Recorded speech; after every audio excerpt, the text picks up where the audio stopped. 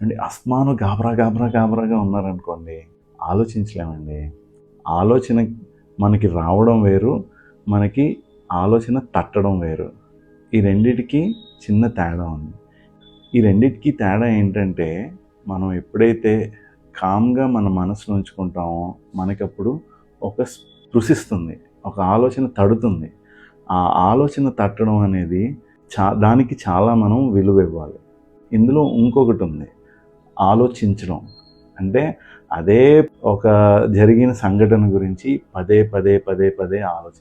ఈ పదే ఆలోచించడం అన్నది మంచిది కాదండి. దానివల్ల మనకి బోలెడంత స్ట్రెస్ వస్తుంది.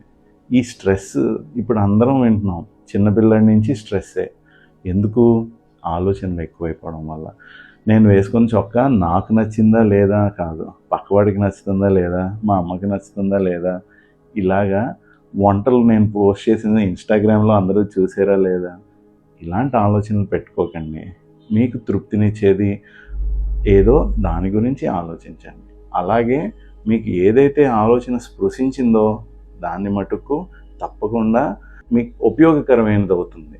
సో, మరి అది స్పృశించిందా? లేకపోతే మీరు చించిందా తెలియాలి అంటే మనసు కామ్‌గా ఉండాలి. కామ్‌గా ఉండాలంటే రోజు 10 నిమిషాలు మెడిటేషన్ చేసి చూడండి.